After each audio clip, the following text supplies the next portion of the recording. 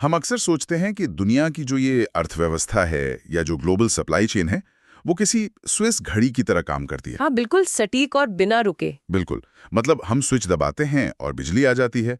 हम petrol pump पर जाते हैं, गाड़ी में ईंधन भरवाते हैं और चल पड़ते हैं। हमें लगता है सब कुछ कितना आसान है। लेकिन असल में ऐसा है नहीं। एकदम सही। जब बात अंतर्राष्ट्रीय ऊर्जा, कच्चे तेल और जियोपॉलिटिक्स की आती है तो ये कोई स्विस घड़ी नहीं है। ये एक बेहद जटिल और नाजुक सा जाल है जहां एक धागा खींचने पर पूरी दुनिया में हलचल मच जाती है। हाँ, और हम अक्सर चीजों को अलग अलग खानों में बांटकर देखना चाहते हैं। मतलब अर्थशास्त्र अलग है, राजनीति अलग है, तकनीक अलग है। लेकिन ऊर्जा के इस बाजार में ये सब एक दूसरे से इतनी गहराई से उलझे हुए हैं कि क्या आप किसी एक को छेड़े बिना दूसरे को समझ ही नहीं सकते। भारत का ऊर्जा संकट और भविष्य की ऊर्जा रणनीतियां। जो कि आज के समय में बहुत ही ज्यादा महत्वपूर्ण टॉपिक है। बिल्कुल। हम मार्च 2026 के इस दौर में हैं जहां वैश्विक बाजार में सचमुच एक तूफान आया हुआ है। और आज की हमारी इस चर्चा का जो आधार है वो कुछ बेहद महत्वपूर्ण रिपोर्ट्स और डेटा है। हाँ, और ये डेटा काफी विश्वसनीय जगहों से आया है। हाँ, जैसे कि observer research foundation, Canara bank, visual capitalist, India briefing और द इकोनॉमिक टाइम्स। हमने इन सभी के लेटेस्ट आर्टिकल्स और डेटा को खंगाला है। और इन सभी संस्थानों के डेटा को जब हम एक साथ रखकर देखते हैं ना, तो हमें टुकड़ों में बंटी की खबरों के बजाय एक बहुत ही स्पष्ट और बड़ी तस्वीर दिखाई देती है। पर्दे के पीछे असल में क्या रणनीतियां आकार ले रही हैं वो समझ आता है। सही कहा। और आज का हमारा मिशन भी यही है। हमें ये समझना है कि भारत वर्तमान में जो कच्चे तेल की आसमान छूती कीमतें हैं और जो भू राजनीतिक दबाव हैं, उनके बीच अपना रास्ता कैसे बना रहा है। साथ ही हम भविष्य के ग्रीन एनर्जी ट्रांजिशन पर भी बात करेंगे। ये एक बहुत ही नाजुक संतुलन है। बिल्कुल। लेकिन इस गहरी चर्चा में उतरने से पहले मैं एक छोटी सी लेकिन बहुत ज़रूरी बात स्पष्ट करना चाहूँगा। हमारे आज के विश्लेषण में अमेरिका, यूरोपियन संघ और अन्य देशों की नीतियों का जिक्र आएगा।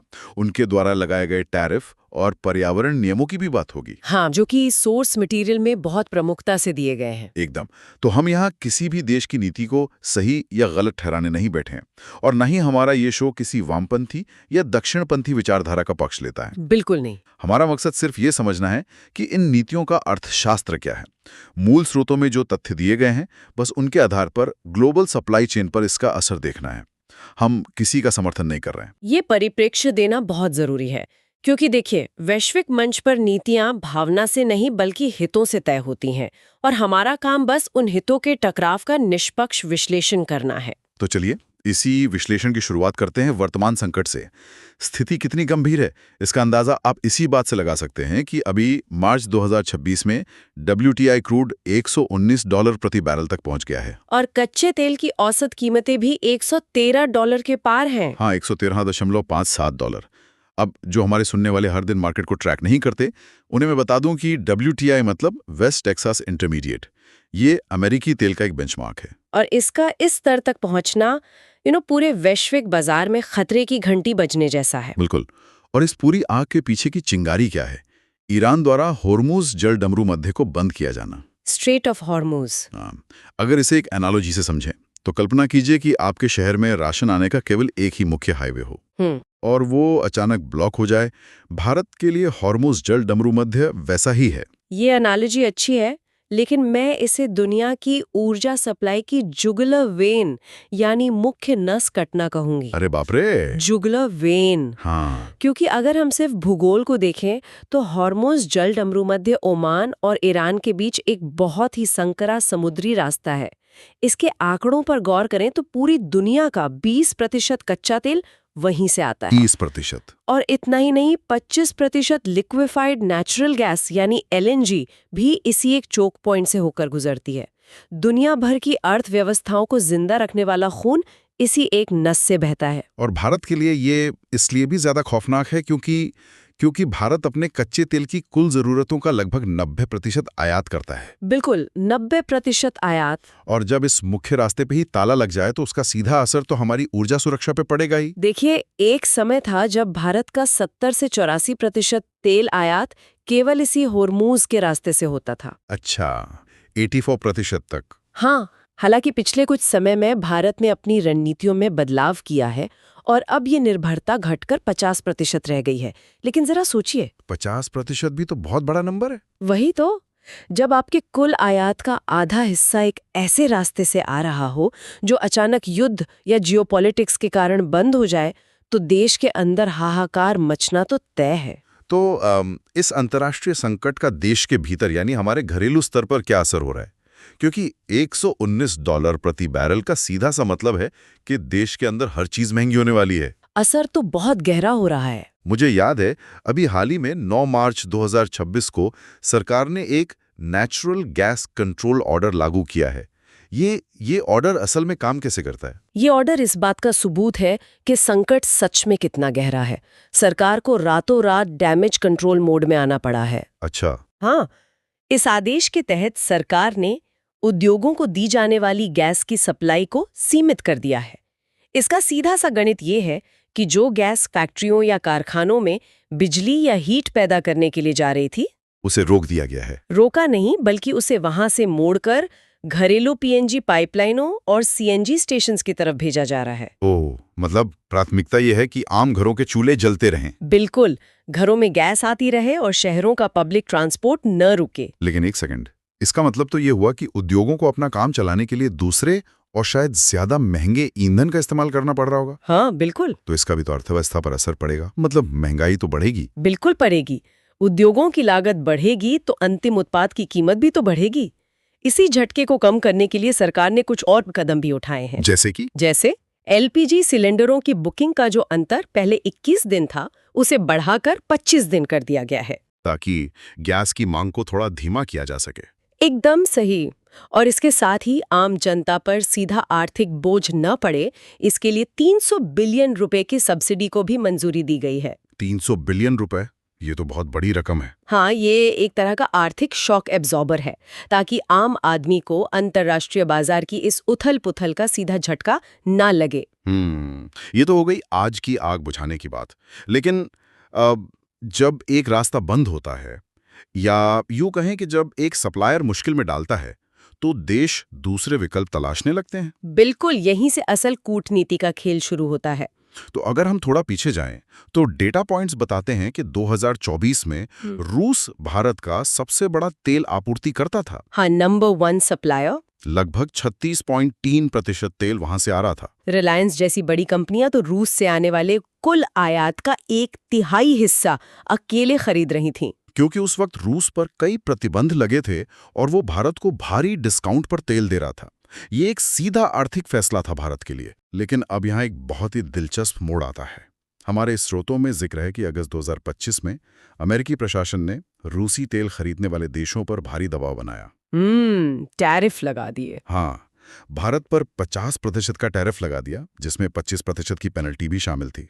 और इसके तुरंत बाद हम देखते हैं कि भारत ने अमेरिका से क्रूड ऑयल का आयात अचानक बहुत बढ़ा दिया। डेटा तो यही कहता है। तो मेरा सवाल यहाँ ये है, क्या भारत ने अमेरिका से तेल खरीदना इसलिए शुरू कर दिया क्योंकि वो इस भारी भरकम टैरिफ और दबाव के आगे झुक गया था, या फिर इसके पीछे कोई समझदारी भरी रणनीति थी? ये एक बहुत ही तीखा और लाजमी सवाल है, और सतह से देखने पर कोई भी यही कहेगा कि हाँ, भारत दबाव में आ गया। हाँ, टाइमिंग तो यही इशारा करती है। लेकिन अंतर्राष्ट्रीय व्यापार और कूटनीति इतनी सीधी नहीं होती है। इसे केवल दबाव में आना कहना इस पूरी रणनीति के साथ नाइंसाफी होगी। अच्छा। हाँ, ये असल में एक बहुत ही बड़े पैमाने का लॉजिस्टिकल और कूटनीतिक विविधीकरण है, यानी डाइवर्सिफिकेशन। तो इसके पीछे का पूरा गणित क्या था? देखिए, ये सच है कि अमेरिकी टैरिफ एक उत्प्रेरक था। जनवरी 2025 से अमेरिकी कच्चे तेल के आयात में 51% की वृद्धि हुई, और अप्रैल से जनवरी 2026 के बीच के आंकड़े बताते हैं कि ये छलांग 63.88% तक पहुंच गई है। बाप रे, ये तो बहुत बड़ा जंप है ना? लेकिन असली कहानी इस बात में छिपी है कि भारत ने सिर्फ रूस से अमेरिका की तरफ छलांग नहीं लगाई। तो और क्या किया? आज की तारीख में भारत 40 अलग-अलग देशों से कच्चा तेल खरीद रहा है। क्या बात कर रहे हैं? 40 देश? हाँ, 40 देश। ये सुनने में एक नंबर लगता है, लेकिन मैं कल्पना कर सकता हूँ कि 40 अलग-अलग देशों के साथ व्यापारिक रिश्ते निभाना, अलग-अलग मुद्राओं में पेमेंट करना, बिल्कुल, अलग-अलग समुद्री रास्तों को सुरक्षित करना, ये लॉजिस्टिक्स के लिए कितना बड़ा दुस्वप्न होगा। दुस्वप्न से भी बढ़कर ये एक इंजीनियरिंग चुनौती भी है। वो कैसे? देखिए, दुनिया के अलग अलग हिस्सों से जो कच्चा तेल आता है ना, उसकी रासायनिक संरचना अलग होती है। अच्छा, तेल भी अलग अलग तरह का होता है? बिल्कुल, कुछ स्वीट क्रूड होते हैं, कुछ सौर क्रूड होते हैं। सौर क्रूड में सल्फर की मात्रा बहुत ज्यादा होती है। समझ रहा हूँ। तो भारत की रिफाइनरियों को 40 अलग-अलग तरह के तेल को प्रोसेस करने के लिए अपनी तकनीक को लगातार एडजस्ट करना पड़ता है। ये कोई साधारण बात नहीं है। सच में? ये तो बहुत जटिल प्रक्रिया है। और इस पूरी रणनीति का सबसे बड़ा फायदा क्या हुआ पता है? क्या? आज भारत का 70% कच्चा तेल हॉर्मुज जलडमरू मध्य के बजाय वैकल्पिक समुद्री रास्तों से आ रहा है। अरे वाह, ये वाकई में एक मास्टर स्ट्रोक है। बिल्कुल है। मतलब एक संकट ने और एक देश के टैरिफ ने असल में भारत को अपनी पूरी सप्लाई चेन को ज्यादा सुरक्षित और लचीला बनाने के लिए मजबूर कर दिया। हाँ, जब हॉर्मुज जैसा कोई एक रास्ता बंद होता है तो अब आपके पास 40 अन्य रास्ते हैं जहां से आप अपनी जरूरत पूरी कर सकते हैं। इसे ही असली ऊर्जा सुरक्षा कहते हैं। कमाल की बात है। लेकिन ये तो बात हुई आज की, कच्चे तेल की और समुद्री जहाजों की। लेकिन भारत का भविष्य सिर्फ कच्चे तेल का तो नहीं हो सकता। हमारे स्रोतों में एक बहुत ही महत्वाकांक्षी प्रोजेक्ट का जिक्र है, India middle east Europe economic corridor, जिसे हम IMEC कहते हैं। हाँ, IMEC। ये दुनिया की 40% आबादी और 50% GDP को जोड़ने वाला प्रोजेक्ट है। ये सिर्फ कोई ट्रेड रूट नहीं लगता मुझे। आप बिल्कुल सही सोच रहे हैं। IMEC को अक्सर लोग सिर्फ बंदरगाहों और रेलवे लाइनों का जाल समझते हैं जिससे माल ढुलाई होगी। हाँ, अखबारों में तो यही छपता है। लेकिन इसका एक बहुत बड़ा हिस्सा ऊर्जा का एक बिल्कुल नया आर्किटेक्चर खड़ा करना है। और इसी के भीतर एक बहुत ही शानदार विचार आता है, one sun one world one grid का, जिसे OSOWG कहते हैं। अरे हाँ, ये वही कॉन्सेप्ट है ना जो टाइम जोन आर्बिट्रेज पर आधारित है। बिल्कुल वही। ये मुझे निजी तौर पर बहुत दिलचस्प लगता है। जो हमारे सुनने वाले इसके बारे में नहीं जानते, आप उन्हें ये कैसे समझाएंगी? मैं समझाती हूँ। ये विज्ञान और अर्थशास्त्र का बहुत ही सुंदर संगम है। इसे ऐसे समझिए, हमारी पृथ्वी गोल है और घूम रही है। हाँ, बिल्कुल। तो हर जगह एक ही समय पर दिन नहीं होता। जब मध्य पूर्व यानी मिडिल ईस्ट के देशों में सुबह होती है, दफ्तर खुलते हैं, फैक्ट्रियां चालू होती हैं, एयर कंडीशनर चलने शुरू होते हैं। मतलब जब उनकी बिजली की मांग अपने पीक पर होती है। एकदम सही। जब उनकी मांग चरम पर होती है, ठीक उसी समय भारत में दोपहर की तेज धूप खिल रही होती है। ओह! हाँ, भारत के सोलर पैनल उस वक्त अपनी पूरी क्षमता से बिजली बना रहे होते हैं। मतलब जब उन्हें सबसे ज्यादा जरूरत है, तब हमारे पास सबसे ज्यादा सरप्लस बिजली है। सीधा मध्य पूर्व को एक्सपोर्ट कर सकता है। क्या बात है। लेकिन एक मिनट, HVDC क्यों?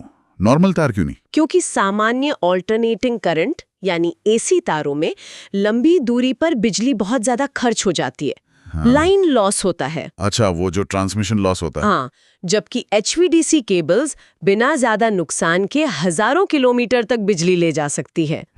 और जब भारत में शाम होगी, सूरज ढलेगा और हमारी मांग बढ़ेगी, तो हम किसी और टाइम जोन से, जहां उस वक्त दिन हो, बिजली आयात कर सकते हैं। ये तो ऐसा है जैसे हम सूरज को केबल्स के जरिए एक देश से दूसरे देश भेज रहा हूं। बिल्कुल ऐसा ही है। ये दोनों क्षेत्रों के लिए फायदा का सौदा है। इससे तो बैटरी में बिजली स्टोर करने का जो भारी भरकम खर्च है, वो भी बचेगा। बहुत बड़ा खर्च बचेगा। ऊर्जा का ये हरा भविष्य सच में बहुत आशाजनक लगता है। लेकिन जैसा कि हर अच्छी कहानी में होता है, इस रास्ते में भी एक बड़ी रुकावट है।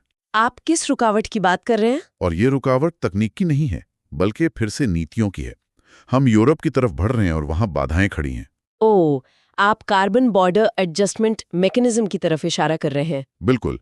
CBAM, जिसे यूरोपीय संघ ने अभी जनवरी 2026 से लागू कर दिया है। हाँ, ये एक बहुत बड़ा मुद्दा बन गया है। मैं चाहूंगा कि आप पहले हमारे सुनने वालों को ये समझाएं कि ये CBAM आखिर काम कैसे करता है। देखिए, यूरोपीय संघ का कहना है कि वे अपने उद्योगों को साफ सुथरा बनाने के लिए कड़े पर्यावरण नियम लागू कर रहे हैं। अच्छी बात है। हाँ, लेकिन इससे वहां के उद्योगों की लागत बढ़ती है।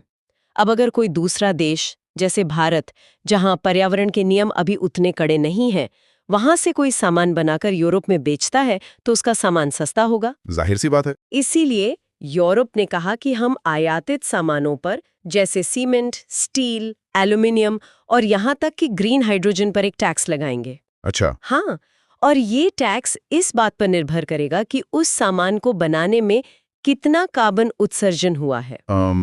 यहाँ मुझे थोड़ा रुकना होगा जी। क्योंकि ये बात सुनने में तो पर्यावरण के हक में लगती है, लेकिन अगर हम इसे गहराई से देखें और जो सोर्स मटेरियल भी कह रहा है, क्या ये ग्लोबल साउथ या विकासशील देशों के साथ सरासर अन्याय नहीं है? आप ऐसा क्यों सोचते हैं? मेरा मतलब है, यूरोप और अमेरिका ने पिछले 100 सालों में अंधाधुंध कोयला और तेल जलाकर अपना विकास कर लिया, अमीर बन गए। बिल्कुल। और अब जब भारत या अफ्रीका के देशों की विकास करने की बारी आई है, तो वे पर्यावरण के नाम पर नियम बदल रहे हैं।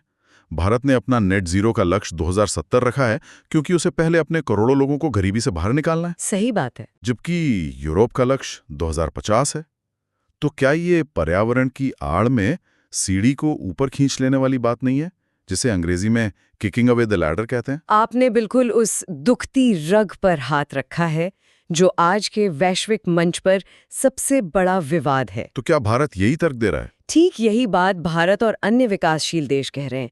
देखिए, अंतर्राष्ट्रीय जलवायु समझौतों की नींव में एक बहुत ही अहम सिद्धांत है, समान लेकिन विभेदित जिम्मेदारियां। अंग्रेजी में जिसे कॉमन बट डिफरेंशिएटेड रिस्पॉन्सिबिलिटीज कहते हैं। हाँ, इसका सीधा सा अर्थ है कि हम सब एक ही नाव में हैं और पर्यावरण बचाना सबकी जिम्मेदारी है। लेकिन विकसित देशों ने ज्यादा प्रदूषण फैलाया है। बिल्कुल। ऐतिहासिक रूप से उन्होंने ज्यादा प्रदूषण फैलाया है। उनके पास आज ज्यादा पैसा है, बेहतर तकनीक है, इसलिए उन्हें ज्यादा जिम्मेदारी उठानी चाहिए और विकासशील देशों को रियायत देनी चाहिए। तो ये जो CBAM टैक्स है, ये इस सिद्धांत की धज्जियां कैसे उड़ाता है? यह इस सिद्धांत को पूरी तरह से नजरअंदाज कर देता है। यह भारत जैसे देशों पर उसी गति से उत्सर्जन कम करने का आर्थिक दबाव डालता है जिस गति से यूरोप कर रहा है। मतलब बराबरी का बोझ डाल रहा है, जो कि अनुचित है। बिल्कुल।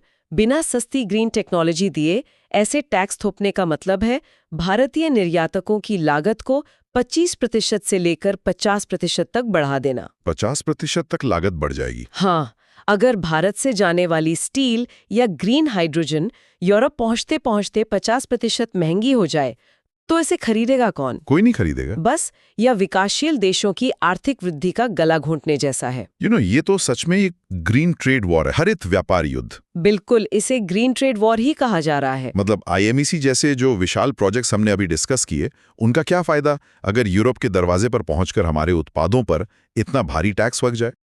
आप एकदम सही कह रहे हैं। आप इंफ्रास्ट्रक्चर तो बना सकते हैं, समुद्र के नीचे केबल भी बिछा सकते हैं, लेकिन अगर नीतियां आपके खिलाफ हैं तो वो पूरा इंफ्रास्ट्रक्चर किसी काम का नहीं रह जाएगा। तो आज के इस विस्तृत चर्चा को समेटते हुए हम ये देख सकते हैं कि ऊर्जा की दुनिया कितनी तेजी से और कितने अलग-अलग स्तरों पर बदल रही है। हाँ, ये बहुत डायनामिक है। हमने शुरुआत की एक बहुत ही तात्कालिक संकट से कि कैसे मार्च 2026 में होर्मुज जलडमरू मध्य के बंद होने से निपटने के लिए भारत न केवल अमेरिका से आयात बढ़ा रहा है, बल्कि 40 देशों के एक विशाल नेटवर्क से जरिए अपनी सप्लाई चेन को सुरक्षित कर रहा है। डाइवर्सिफिकेशन इसका मूल मंत्र है। फिर हमने देखा कि IMEC और टाइम जोन आर्बिट्राज के जरिए भविष्य के ग्रीन ग्रिड की तैयारी भी चल रही है, जो कि एक बहुत ही विजनरी कदम है। बिल्कुल। और अंत में हमने समझा कि कैसे CBAM जैसे टैक्स इस भविष्य के रास्ते में एक बड़ी राजनीतिक और आर्थिक चुनौती बन रहे हैं। ये पूरी चर्चा दिखाती है कि ऊर्जा सुरक्षा का मतलब अब सिर्फ जमीन में कुआं खोदकर तेल निकालना नहीं रह गया है। तो अब क्या है? ये कूटनीति, अर्थशास्त्र, लॉजिस्टिक्स और पर्यावरण के नियमों के बीच एक संतुलन बनाने की बहुत ही बारीक कला बन चुका है। एकदम सही। और ये सारी बातें सिर्फ सरकारों या बड़ी कंपनियों के लिए नहीं है। हम जब भी पेट्रोल पंप पर जाते हैं या हमारे घर की रसोई में PNG गैस जलती है, हाँ, या जब बिजली आती है, यहाँ तक कि जब हम अपने फोन को चार्ज करने के लिए प्लग लगाते हैं ना, वो सब इसी वैश्विक ऊर्जा की बिसात का हिस्सा है। समुद्र के एक संकरे रास्ते का बंद होना या किसी महाद्वीप द्वारा लगाया गया नया पर्यावरण टैक्स, ये सब घूम फिरकर हमारी जेब और हमारे जीवन को प्रभावित करता है। बिल्कुल। और इस पूरे परिदृश्य को समझे बिना हम ये नहीं जान सकते कि कल के लिए हमें किस तरह की अर्थव्यवस्था की तैयारी करनी है। सही कहा। तो आज के इस डीप डाइव को समाप्त करने से पहले मैं एक विचार यहाँ छोड़ना चाहता हूँ हमारे सुनने वालों के लिए, जिस पर सच में गहराई से सोचने की जरूरत है। जी बिल्कुल। आज हम इस बात से परेशान हैं कि हम तेल के लिए भौगोलिक रास्तों जैसे होर्मुज जलडमरू मध्य पर निर्भर हैं, और जब कोई देश उसे बंद करता है तो हमें उसका खामियाजा भुगतना पड़ता है। हाँ, वो हमारी कमजोरी बन जाता है। इसलिए हम भविष्य की ओर देख रहे हैं, एक ऐसे भविष्य की ओर जहां IMEC और one sun one world one grid के जरिए पूरी दुनिया समुद्र के नीचे बिछी केबल से जुड़ी होगी। जो कि सुनने में बहुत अच्छा लगता है। लेकिन सोचिए जरा, कल जब पूरी दुनिया एक ही ग्रीन ग्रिड से जुड़ी होगी और हम अपनी बिजली के लिए हजारों किलोमीटर दूर बैठे किसी देश के ग्रिड पर निर्भर होंगे, तो क्या ये एक नई तरह की भेद्यता को जन्म नहीं देगा? एक नई वल्नरेबिलिटी। बिल्कुल। क्या हम भौगोलिक रास्तों की निर्भरता को छोड़कर तकनीकी और ग्रिड की निर्भरता का शिकार नहीं हो जाएंगे? ये तो सोचने वाली बात है। क्या ये संभव है कि कल ऊर्जा की इस नई दुनिया में कोई देश सिर्फ एक कंप्यूटर का स्विच बंद करके दूसरे देश को अंधेरे में ढकेल दे? साइबर खतरे भी तो है। तो ये सवाल हमारे सामने खड़ा होता है, क्या पूरी तरह से आत्मनिर्भर होना, अपने दायरे में अपना उत्पादन करना बेहतर है, या फिर पूरी तरह से एक दूसरे पर निर्भर होकर एक वैश्विक ग्रिड का हिस्सा बनना ज्यादा सुरक्षित है? इस पर जरूर विचार कीजिएगा। ये बहुत ही शानदार और सोचने पर मजबूर कर देने वाला सवाल है। सच में तकनीक जितनी आगे बढ़ती है, खतरे भी उतने ही नए रूप ले लेते हैं। बिल्कुल। इस जटिल लेकिन बेहद जरूरी विषय को समझने के सफर में हमारे साथ जुड़ने के लिए धन्यवाद। Global supply chain